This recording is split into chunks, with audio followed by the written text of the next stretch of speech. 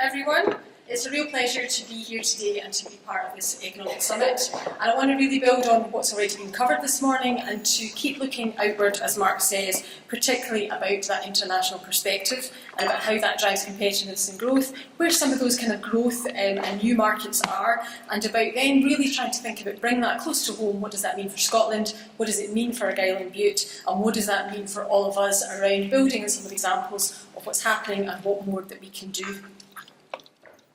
Why does international competitive really important, and why does that actually really matter around not only nationally what's going on, but very much in local communities? So as highlighted in the slide, this is very much about productivity and it's about growth. It's about the things that really drive those in the economy. And very much what we see is it's more than exports. Quite often when people use the word international, they think that's all about exports. But as the examples that we've heard this morning talk about, it's about what you do here to build your capability and capacity, and it's what you do out in the market to make sure you build the expertise. So it is about that leadership, it's about that outward-looking mindset, it's about understanding how markets and customers work, what they're looking for, and how you respond to that. It's about accessing and being part of really strong global supply chains, and it's about attracting investment, it's about attracting visitors, it's about attracting talent that really starts to make sure that an area, a company, and a nation can make sure that we can compete in the world. And all of that's about collaboration. You know, people don't do these things on their own, and that's not only between companies, between the public and the private sector, it's also about across the sector. So how do we use the leveraged strengths of food and drink, around whisky and about the profile we've got around that, around smoked salmon, around the textiles profile that we've got in the world, and how do we also use that around some new emerging opportunities like education and about the things that we need to do around that.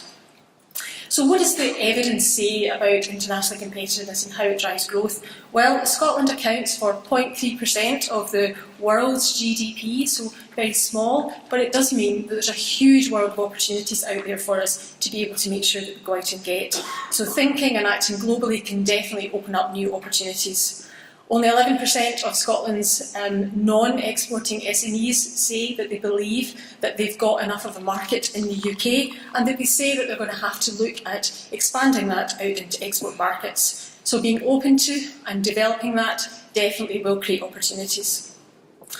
Our research shows that exporting boosts productivity by at least 16 to 18%, and that productivity drives jobs, it drives growth, and it drives opportunities for people. And the evidence suggests that companies that focus on innovation have much more opportunities around exporting, particularly with their ability to export successfully, and about how that then actually does bring revenues, and it's revenues that helps economies to grow. And we know that while Scotland's R&D is doing much better than it used to, it is also still lagging behind the rest of the UK, and yet 2/3 of Scottish companies don't have a product, and they don't think they have a product that is good enough for export markets. So there's definitely a key role that innovation can play to help companies to do that and get out there and export and be confident about exporting. And whilst currently Scotland's business base is doing well, it definitely has a very strong competitive core with a small number of companies that are contributing mostly to exports. So we have too few companies exporting. Around 100 companies contribute to 60% of Scotland's exports. We've got about 4 sectors that account for 60% of exports, and 6 countries in the world account for 60% of our exports. So a very strong competitive core. What we need to do is expand that, and it's conversations like this and working with companies in local areas that enable that to happen. So where are the growth markets? What I think we have been looking at is where are the markets around the world where we know there are going to be more opportunities. Outside of Scotland, the rest of the UK continues to be a big market for Scotland and for Scottish companies, followed by the US and Europe. But increasingly what we're seeing is that opportunities are further away from home. The global economic centre of gravity is definitely shifting south and east, so into Asia. And what we can see is that these markets are much harder to access, but definitely have a much higher growth opportunities, and increasingly so compared to Europe and the UK.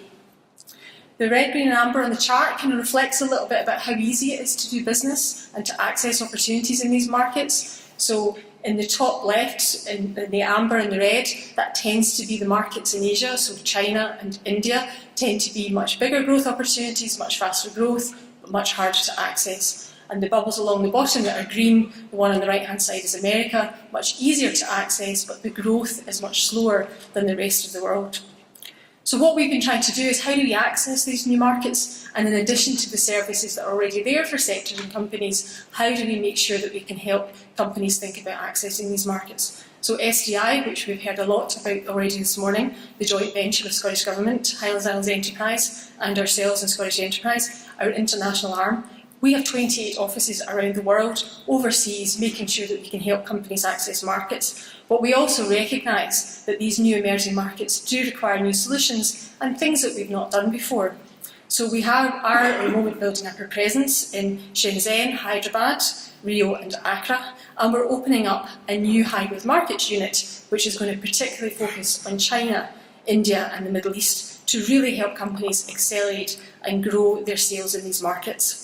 This is a new service in terms of that high growth unit, and particularly what that will help to do is be an easy first point of contact for any company looking to break into those markets. And what the unit will do will build networks not only in Scotland but also overseas with Global Scots and organisations such as the Middle East Association, the Scottish Asia Institute and the China Business Council. So what that brings together are the people on the ground, the feet on the street who know how to do this, but also with the opportunities that we've got here in Scotland. So what does this mean for Argyll and Bute? So on the surface, the Argyll and Bute economy really is a microcosm of the Scottish economy. So around 90% of the companies are self-employed or micro-businesses, about 9% employ between 10 and 50 people, and therefore about 1% employ more than 50 people. So we know that we've got a strong business base in Scotland that's built up of small companies. Unlike the rest of Scotland, businesses already here in Argyll and Bute compete with the best in the world, and what I've just tried to reflect on the slide is a few examples, some of whom we've heard from this morning, that are both indigenous and growing internationally, and companies who've been attracted to come and be based in Argyll and Bute. So how could these companies, and companies like them, there'll be more in Argyll and Bute, many more, how do we leverage the existing international connections that these businesses have? How do they share their experience, like we're doing today, collaborate, help others innovate, and make sure that we work together to create the scale that allows some of these opportunities to be accessed in these markets? Quite often it's not just about one company going to market, it's about companies really working together to do that. Looking more broadly, some of the assets, that word's been used already this morning, so the assets that are in Argyll and Bute, so beyond the outstanding natural beauty that we've got here, the assets around Loch Lomond, Faz Lane and the Scottish Marine Institute, how do we use that to boost Argyll and Bute's international profile and international reach? So these kind of focus on the kind of international sector strengths that are in Scotland and about making sure that in Argyll and Bute that you connect to what those are and how you can take that overseas. And there are really great examples. We've already heard this morning about the R&D centre that's at the Scottish Marine Institute, particularly looking at how it can support companies to be able to move into those markets. And one of the companies that certainly we've been working with, Glycomar, around the kind of Drug and Discovery Centre, is located at Albany and is looking at how they build their international connections in academia, in government and with business in countries like Iceland. So a very kind of different example. Tourism, Argyll and Bute, it really is outstandingly beautiful, and particularly on a day like today. But it also has ready access to one of Scotland's largest cities and our large international airport at Glasgow. And we've been working with Loch Lomond National Park particularly to think about joint work to develop the park, particularly with not only Scottish visitors and UK visitors, but international visitors in mind, and how do we make sure that we develop that profile, and then on the back of that support an area like Argyll and Bute.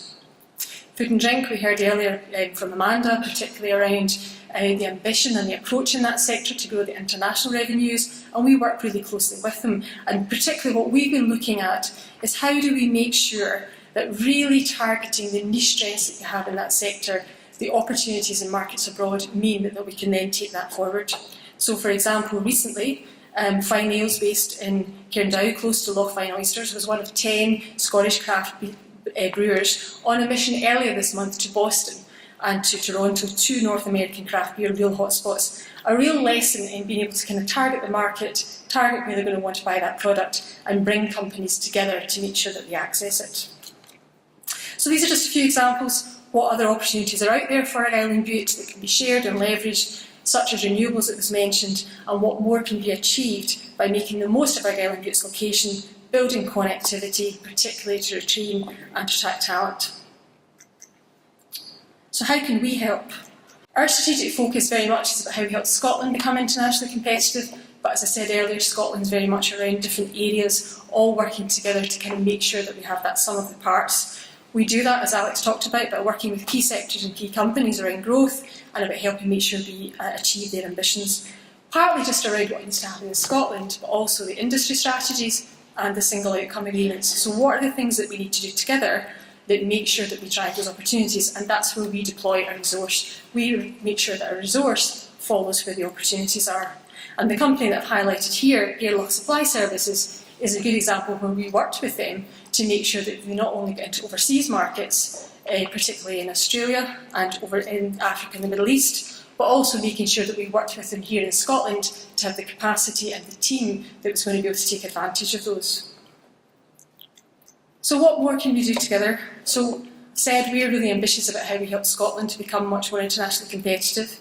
We know that's what drives the outcomes, particularly around jobs. And we know that the work that needs to happen is internationally, nationally and locally. It's not one or the other, it's how all of that is joined up and absolutely focused on the right things. And we're keen to play our part as a partner here in Argyll and Bute to make sure that we help with that. So things like working with partners in Business Gateway who've got a stand today to develop a pipeline of growth companies that will create those job and work experience opportunities for the people who are here, helping companies to access new markets through expert help and the market support that they need while they're overseas. Making the most of the business leaders that we know in Scotland and overseas through Global Scots, business leaders who've got a track record of absolutely delivering on things and can share their experience around innovation and exporting and what that actually means to do it. Also looking at showcasing where those opportunities are. Sometimes companies say we want to do it but we don't know where the opportunities are. So some of the things that we want to do is share those opportunities in market, but also new ways of working that actually encourage people to do that, like digital services. And we also want to make sure that we help leverage the sectoral strengths on a Scottish basis for an area like Argyll and Bute and how that plays out on the international stage. So today's summit really is about those opportunities to identify specific areas that we can work on together around Argyll and Bute, the strengths and the assets you've got, I guess all the resource that we've got in this room to help take that forward. And as the council leader mentioned this morning, much of the knowledge and expertise and the people that can make this happen are in this room. It's now, I think, about how we take that forward, how we really get the actions to work together, and then how we actually start to have a plan about making that happen with resources that will make it happen on the ground. Thank you.